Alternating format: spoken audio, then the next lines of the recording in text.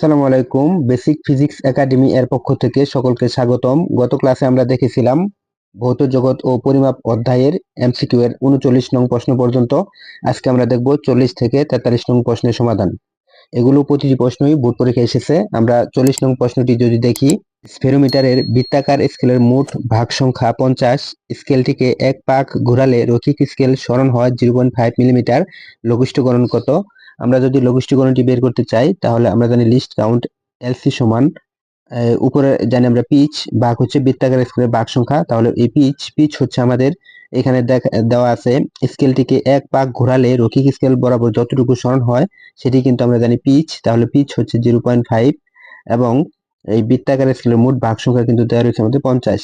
এটাকে যদি আমরা ক্যালকুলেশন করি তাহলে আমরা যেটা পাবো 0.01 মিলিমিটার। 0.01 মিলিমিটারই কিন্তু হচ্ছে এই প্রশ্নের সঠিক উত্তর, অর্থাৎ ক নাম্বার হচ্ছে এই প্রশ্নের সঠিক উত্তর। তারপর প্রশ্ন নম্বর 41 বলা আছে স্ফেরোমিটারের লঘিষ্ঠ ধ্রুবক হলো, স্ফেরোমিটারের ক্ষুদ্রতম যে দৈর্ঘ্য সঠিকভাবে পরিমাপ করতে পারে সেটি হচ্ছে লঘিষ্ঠ ধ্রুবক, এটি সত্য। এবং বৃত্তাকার স্কেলকে এক ভার ঘোরালে রৈখিক স্কেল বরাবর যে সরণ হয় এটি কিন্তু মিথ্যা, কারণ বৃত্তাকার স্কেলে এক ভার যদি ঘোরায় তাহলে সেটা হচ্ছে পিচ, আর এক ভাগ বললে সেটি হতো আমাদের লঘিষ্ঠকরণ। কিন্তু এক ভার বলেছে, এক ভার ঘোরালে যতটুকু যাবে সেটি পিচ, কিন্তু সেটি কিন্তু লঘিষ্ঠ ধ্রুবক নয়, এটি কিন্তু সত্য নয়। তারপর হচ্ছে স্ফেরোমিটারের পিচ এবং বৃত্তাকার স্কেলের ভাগ সংখ্যার অনুপাত হচ্ছে লঘিষ্ঠ ধ্রুবক, অর্থাৎ এলসি সমান আমরা জানি পিচ ভাগ হচ্ছে বৃত্তাকার স্কেলের ভাগ সংখ্যা। এটা কিন্তু আমরা জানি যে বৃত্তাকার স্কেলের ভাগ সংখ্যা, তাহলে এটি কিন্তু সঠিক। তার মানে এটি 1 এবং 3 হচ্ছে এই প্রশ্নের সঠিক উত্তর, অর্থাৎ ক্ষয় হচ্ছে এই প্রশ্নের সঠিক উত্তর। তারপর আমরা প্রশ্ন নম্বর 42 আর 43 নং দেখবো। এই 42 নং 43 নং প্রশ্ন দুটি রাজশাহী বোর্ড 2024 সালে এসেছিল। এখানে বলা রয়েছে একটি স্ফেরোমিটারের বৃত্তাকার স্কেলের ভাগ সংখ্যা 100 এবং পিচ 1 মিলিমিটার। স্ফেরোমিটারের 3 পায়ের মধ্যবর্তী গড় দূরত্ব 70.33 মিলিমিটার। যন্ত্রটির সাহায্যে একটি গোলীয় উত্তল তলের উচ্চতা পাওয়া গেল 8 মিলিমিটার। প্রশ্ন হচ্ছে 42 নং, গোলীয় তলের বক্রতার ব্যাসার্ধ নির্ণয় করো। আমরা যদি দেখি যে গোলীয় তলের বক্রতার ব্যাসার্ধ নির্ণয় সূত্রটি যদি একটু আমরা যদি লিখে নিই, যে গোলীয় তলের বক্রতার ব্যাসার্ধ নির্ণয় সূত্র, তাহলে সেক্ষেত্রে আমরা লিখতে পারবো যে আর সমান D square divide by 6h plus হচ্ছে h/2। এক্ষেত্রে ডি হচ্ছে 3 পায়ের মধ্যবর্তী গড় দূরত্ব। এখানে আমাদের 3 পায়ের মধ্যবর্তী গড় দূরত্ব কিন্তু দেওয়া রয়েছে, গড় দূরত্ব দেওয়া রয়েছে আমাদের 70.33।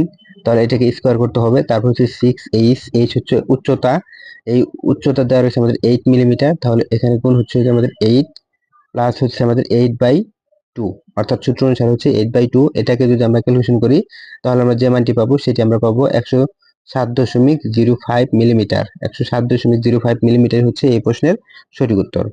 তার মানে আমরা যদি দেখতে পাই যে ঘ নম্বর যে অপশনটি রয়েছে এই ঘ হচ্ছে এই প্রশ্নের সঠিক উত্তর। প্রশ্ন নং 43 বলা আছে উক্ত স্ফেরোমিটারটি দিয়ে সর্বনিম্ন কত দূরত্ব মাপা যাবে। আমরা জানি যে স্ফেরোমিটারের যে লঘিষ্ঠকরণ রয়েছে এই লঘিষ্ঠকরণ পর্যন্ত সে সর্বনিম্ন মাপতে পারবে, এর চাইতে লঘিষ্ঠকরণের চাইতে কম মান কিন্তু সে মাপতে পারবে না। তা লঘিষ্ঠকরণটি আমরা বের করবো। তার লঘিষ্ঠকরণ এলসি সমান আমরা যেটা জানি, লঘিষ্ঠকরণ এলসি সমান আমরা জানি পিচ ভাগ বৃত্তাকার স্কেলের মোট ভাগ সংখ্যা। এক্ষেত্রে পিচ দেওয়া রয়েছে আমাদের 1 মিলিমিটার, আর বৃত্তাকার স্কেলের যে ভাগ সংখ্যাটি রয়েছে এখানে আমরা দেখতে পাচ্ছি যে ভাগ সংখ্যা রয়েছে 100 এবং পিচ দেওয়া রয়েছে 1। তাহলে 1 ভাগ হচ্ছে 100, এটাকে যদি আমরা ভাগ করি তাহলে আমরা পাবো 0.01 মিলিমিটার। অর্থাৎ এই স্ফেরোমিটারটি দিয়ে সর্বনিম্ন 0.01 মিলিমিটার মাপা যাবে, এর চাইতে কম মান কিন্তু মাপা সম্ভব নয়।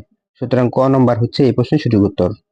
তোমরা প্রথমবারের মতো যারা ভিডিওটি দেখছো, ভিডিওটি ভালো লেগে থাকলে চ্যানেলটি সাবস্ক্রাইব করে পাশে থাকবে। আমরা ধারাবাহিকভাবে এসএসসি ও এইচএসসি পদার্থবিজ্ঞানের প্রথম পত্র দ্বিতীয় পত্রের নিয়মিত বোর্ড এমসিকিউ এবং অ্যাডমিশন টেস্টের এমসিকিউ গুলো রয়েছে সেগুলো ভিডিও আকারে প্রকাশ করে থাকি।